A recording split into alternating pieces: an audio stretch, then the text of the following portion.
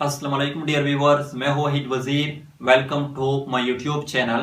तो इस वीडियो में हम डिस्कस करने वाले हैं परमानेंट टिश्यूज।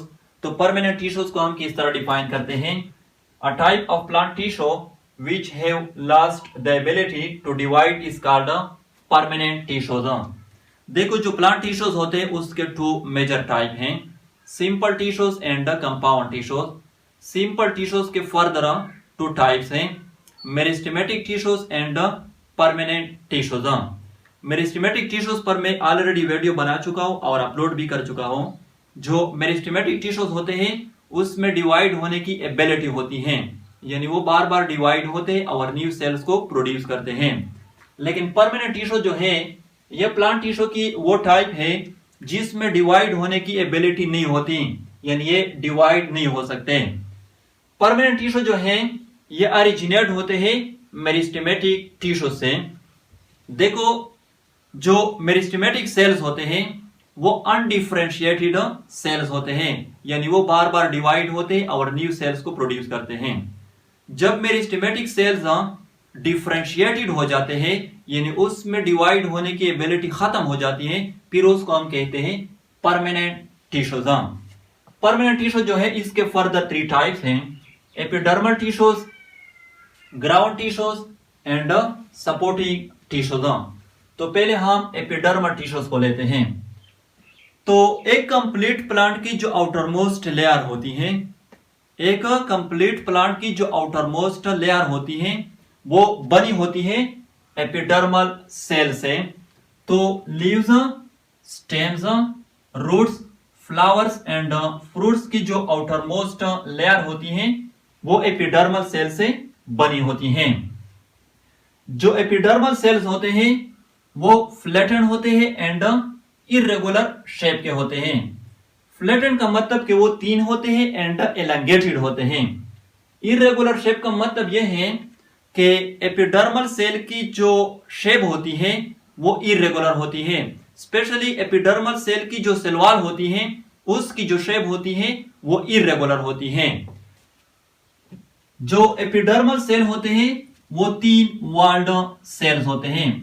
तीन वॉल्ड सेल्स का मतलब यह है कि एपिडर्मल सेल की जो सेल वॉल होती है वो तीन होती है, यानी उसमें सिर्फ प्राइमरी वॉल प्रेजेंट होता है, जो सेकेंडरी वॉल होता है वो एब्सेंट होता है। No intercellular spaces. Intercellular spaces का क्या मतलब है? दो या दो से ज्यादा सेल के दरमियान जो स्पेसिस होते हैं उसको इंटरसेलुलर स्पेसिस कहा जाता है। तो जो एपिडर्मल सेल्स होते हैं वो एक दूसरे के साथ टाइटली पैक्ड होते हैं, क्लोज्डली पैक्ड होते हैं, इसलिए एपिडर्मल सेल्स में इंटरसेलुलर स्पेसिस नहीं होते, एब्सेंट होते हैं। लीव्स एंड स्टेम्स में एपिडर्मल सेल्स के कौन कौन से फंक्शन हो सकते हैं? तो जैसे कि ऑलरेडी मैं बता चुका हूं कि leaves, stems, roots, flowers and fruits, इन सब की जो आउटर मोस्ट लेयर होती है वो एपिडर्मल सेल से बनी होती हैं। तो फर्स्ट जो फंक्शन है एपिडर्मल सेल्स का वो है प्रोटेक्शन, यानी जो एपिडर्मल सेल्स होते हैं वो एक्ट करते हैं एज अ प्रोटेक्टिव कवरिंग, यानी वो लीव्स एंड स्टेम्स को प्रोटेक्ट करती हैं फिजिकल डैमेज से एंड पैथोजन से। फिजिकल डैमेज जो है ये एक्सटर्नल फैक्टर्स की वजह से होता है, फॉर एग्जांपल विंड है, रेन है, इंटेंस हीट है, ह्यूमन एक्टिविटीज है, इंसेक्ट है, एटसेट्रा। और पैथोजन का मतलब है कि जो डिजीज काजिंग एजेंट होते हैं, यानी वो माइक्रो ऑर्गेनिज्म जो प्लांट में डिजीज को काज करते हैं। सेकंड फंक्शन है गैस एक्सचेंज।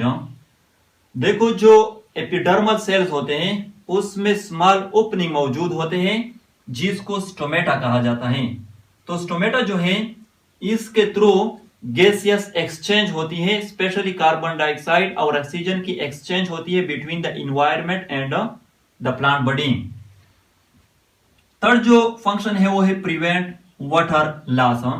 जो एपिडर्मल सेल होते हैं वो प्लांट बॉडी से ट्रांसपायरेशन के थ्रू या एवापोरेशन के थ्रू जो वाटर लॉस होते हैं उसको प्रिवेंट करती है। किस तरह?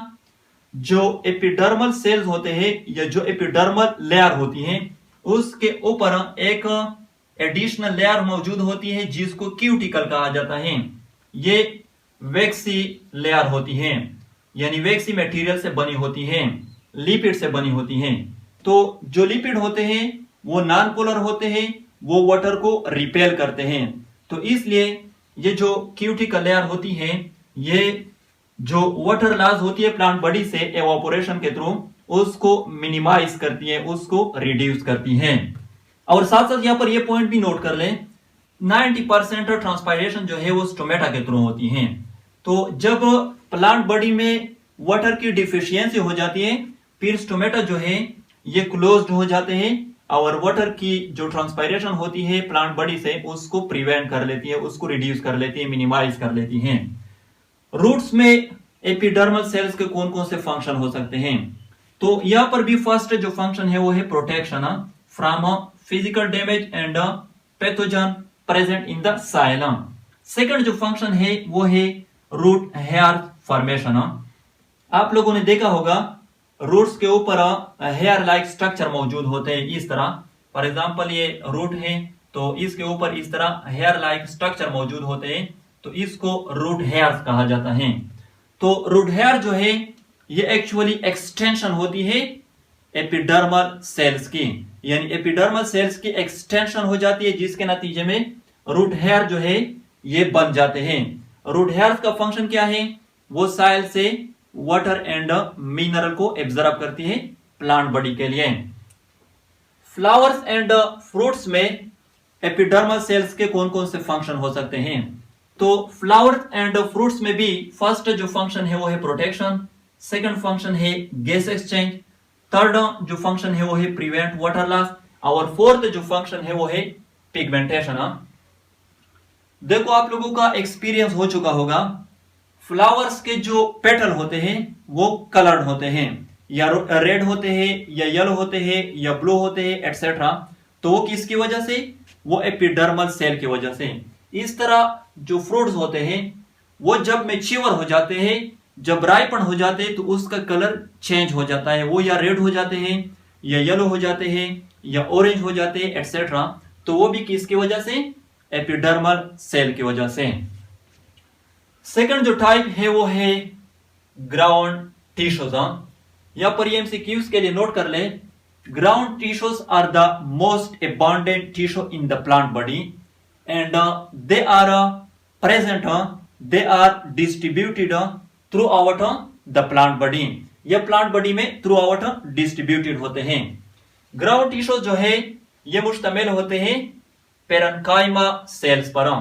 पेरेन्काइमा सेल जो है ये 3 वॉल्ड सेल्स होते हैं, यानी इसका भी जो सेल वॉल होता है वो 3 होता है, सिर्फ प्राइमरी वॉल पर मुश्तमिल होता है। जो सेकेंडरी वॉल होता है वो एब्सेंट होता है। बास पेरेन्काइमा सेल्स ओवल शेप के होते हैं, यानी उसकी जो शेप होती है वो इस तरह ईग लाइक होती है, अंडे की तरह होती है। बाज स्फेरिकल शेप के होते हैं, इस तरह गोल होते हैं, और बाज पॉलीगोनल शेप के होते हैं। पॉली का मतलब है मैनी और गोनल का मतलब है कॉर्नर, एंगल, साइड्स।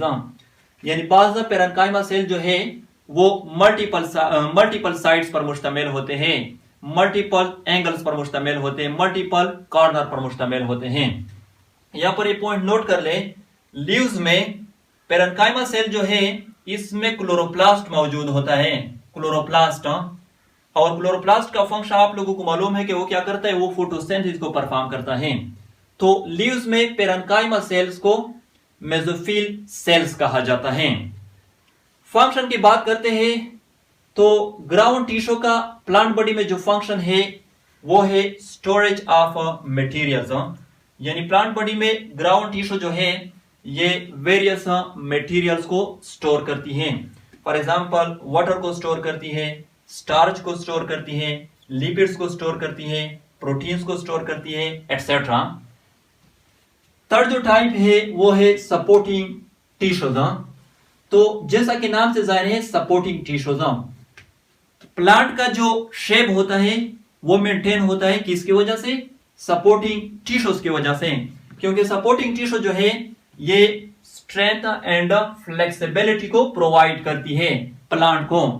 फ्लेक्सिबिलिटी का मतलब ये है कि आप लोगों का एक्सपीरियंस हो चुका होगा, जब हवा चलती है तो हवा का जो डायरेक्शन होता है उसी ही डायरेक्शन पे जो प्लांट होते हैं वो बेंड हो जाते हैं। जब हवा रुक जाती है तो जो प्लांट होते हैं वो अपनी ओरिजिनल पोजीशन को रिगेन कर लेती है, रिस्टोर कर लेती है। तो ये जो फ्लेक्सिबिलिटी है प्लांट का, ये सपोर्टिंग टिश्यू की वजह से होता है। सपोर्टिंग टिश्यू जो है इसके फर्दर टू टाइप है, collenchyma tissue and sclerenchyma tissue. Collenchyma tissue जो है ये आप लोगों को मिलेंगे यंग स्टेम्स में। जो यंग स्टेम्स होते हैं, जो इमेच्योर स्टेम्स होते हैं, यानी वो स्टेम्स जो नए नए बने होते हैं। कोलनकाइमा टिश्यू जो है दे आर 3 वॉल्ड सेल्स, ये भी 3 वॉल्ड सेल्स होते हैं। यानी कोलनकाइमा सेल का भी जो सेल वॉल होता है वो 3 होता है, सिर्फ प्राइमरी वॉल पर मुश्तमिल होता है। जो सेकेंडरी वॉल होता है वो एक्सटेंड होता है। लिविंग होते हैं कोलनकाइमा सेल जो होते हैं वो लिविंग होते हैं, एलांगेटेड होते हैं and polygonal in shape. Polygonal मैं ऑलरेडी बता चुका हूं कि वो सेल जो मल्टीपल साइड्स पर मुश्तमिल होते हैं। कोलनकाइमा टिश्यू जो है ये यंग स्टेम में कहां पर प्रेजेंट होते हैं? ये यंग स्टेम्स में प्रेजेंट होते हैं बीनीथ द एपिडर्मस सेल। लेकिन लीव्स में ये कहां पर मौजूद होते हैं?